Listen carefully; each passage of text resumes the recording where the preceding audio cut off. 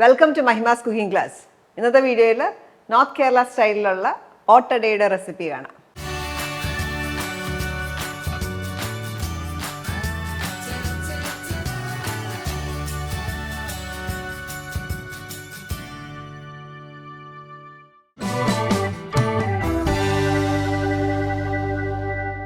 അപ്പോൾ നമുക്ക് ഓട്ടട ഉണ്ടാക്കാനായിട്ട് പച്ചരിയാണ് ഉപയോഗിക്കുന്നത്.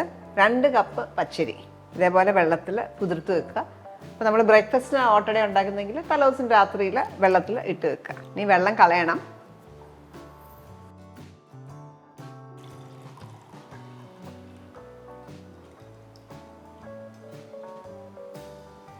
നമ്മൾ കുതിർത്ത പച്ചരി മിക്സി ജാറിലേക്ക് ഇടാം.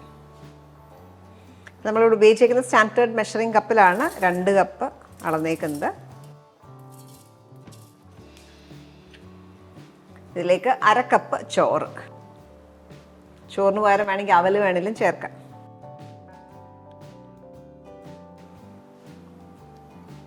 ഒരു ടീസ്പൂൺ ഉപ്പ്, കുറച്ച് വെള്ളവും ചേർത്ത് അരച്ചെടുക്കാം.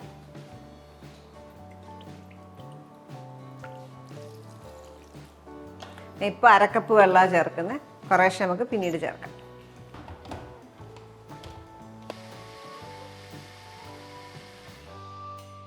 നല്ല സ്മൂത്തായിട്ട് വേണം അരച്ചെടുക്കാനായിട്ട്, തരിയൊന്നും ഇല്ലാതെ. മിക്സിയുടെ ജാറിലേക്ക് ഒരു 1/4 കപ്പും കൂടെ വെള്ളം ചേർക്കുകയാണ്. അത് കഴുകിയിട്ട് ഒഴിക്കും.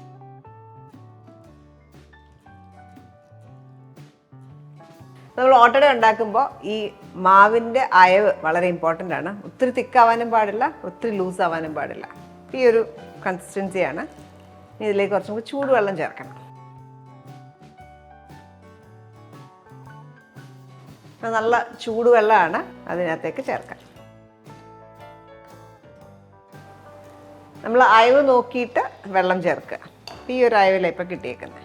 ഇനി ഇതിലേക്ക് ഫ്ലേവറിന് വേണ്ടിയിട്ട് കുറച്ച് തേങ്ങയുടെ ചേർക്കുക. തേങ്ങ ഇടയ്ക്ക് കടിക്കുന്ന ഒരു രുചിയാണ്. 2-3 ടേബിൾ സ്പൂൺ തേങ്ങ.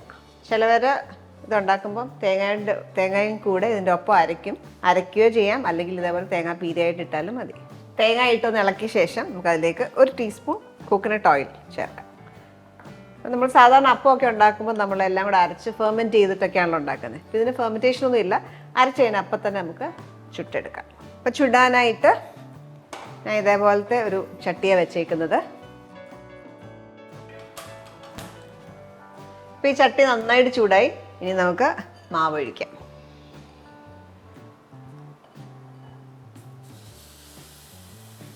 ഓട്ടട ഉണ്ടാക്കുമ്പോൾ എപ്പോഴും ചട്ടിക്ക് നല്ല ചൂട് വേണം. അത് നന്നായിട്ട് ഹോൾസ് ഉണ്ടാവും. ഹോൾസ് വന്ന ശേഷം നമ്മൾ തീ കുറച്ച് അടച്ച് വെച്ച് കുക്ക് ചെയ്യാം. അതുവരെ ഹൈ ഫ്ലെയിമിൽ തന്നെ കുക്ക് ചെയ്യുക. ഇതേപോലെ നന്നായിട്ട് ഹോൾസ് ഒക്കെ വന്ന ശേഷം തീ കുറച്ച് അടച്ച് വെച്ചൊന്ന് കുക്ക് ചെയ്യാം. ചെക്ക് ചെയ്യാം. അപ്പം നന്നായിട്ട് നമ്മൾ എണ്ണയൊന്നും തൂക്കുന്നില്ല, പക്ഷെ നന്നായിട്ട് കുക്കായാൽ സ്മൂത്തായിട്ട് ഇളകി വരും. ഇതേപോലെ കിട്ടി പ്ലേറ്റിലേക്ക് വെക്കാം. ഇനി വീണ്ടും തീ ഹൈ ഫ്ലെയിമിലിടുക. നന്നായിട്ട് ചൂടായ ശേഷം വീണ്ടും ഒഴിച്ചു കൊടുക്കുക. അപ്പോൾ ചട്ടി നന്നായിട്ട് ചൂടാകുമ്പോൾ വീണ്ടും ബാറ്റർ ഒഴിക്കാം.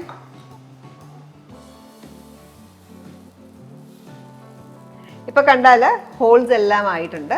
ഇനി തീ കുറച്ച് വെച്ചിട്ട് അടച്ചു വെച്ചൊരു 30 സെക്കൻഡ്സ് കുക്ക് ചെയ്താൽ മതിയോ. 30 to 45 സെക്കൻഡ്സ് കുക്ക് ചെയ്താൽ മതിയോ. ഇതുമായിട്ടുണ്ടാവും. ചെക്ക് ചെയ്യാം. ഇതേപോലെ കിട്ടും. ബാക്ക് സൈഡൂടെ കാണിക്കാം. ഇതേപോലെ കിട്ടും. അപ്പം ചുട്ടെടുത്താൽ എങ്ങനെ ഇരിക്കും അതുപോലത്തെ ടെക്സ്ചറാണ് വരിക. അടിയിൽ ഇച്ചിരി ക്രിസ്പായിരിക്കും. ആ രീതിയിൽ ഇപ്പം നമ്മൾ ചെയ്ത പോലെ ബാക്കിയുള്ള ഓട്ടടയും ചുട്ടെടുക്കാം. ഓട്ടട ചുടുമ്പോൾ എപ്പോഴും ശ്രദ്ധിക്കേണ്ടത് ചൂടാണ്. നന്നായിട്ട് ചൂടാവണം. എന്നാൽ മാത്രമേ ഇതേപോലെ ഹോൾസ് വരത്തുള്ളൂ. അല്ലെങ്കിൽ നമുക്ക് ആ ടെക്സ്ചർ നന്നായിട്ട് വരത്തില്ല. അപ്പം നമ്മുടെ ഓട്ടട എല്ലാം ചുട്ടെടുത്തു. നല്ല സോഫ്റ്റ് ഓട്ടടയാണ്. ഇതിൻ്റെ ടെക്സ്ചർ എന്ന് പറഞ്ഞാൽ പുറം നല്ലൊരു ക്രിസ്പ് ടെക്സ്ചർ ആയിരിക്കും. നമ്മൾ ഒറോട്ടിയൊക്കെ കഴിക്കുന്ന പോലത്തെ ആ ഒരു ടേസ്റ്റാണ് കിട്ടുക. അപ്പോൾ ഈ ഒരു അളവിൽ നമുക്ക് 2 കപ്പ് അരി വെച്ച് ഉണ്ടാക്കിയപ്പോൾ 10 ഓട്ടടയാണ് എനിക്ക് കിട്ടിയിരിക്കുന്നത്. അപ്പോൾ ഇത് നമുക്ക് ഇറച്ചിക്കറിയിലൂടെ നല്ലൊരു കോമ്പിനേഷനാണ്. കൂടാതെ നമുക്ക് പീസ് കറിയിലൂടെ നല്ലൊരു കോമ്പിനേഷനാണ്. ഇതേപോലെ ട്രൈ ചെയ്തിട്ട് നിങ്ങളുടെ ഫീഡ്ബാക്ക് അറിയിക്കുക. Thanks for watching Mahima's cooking class.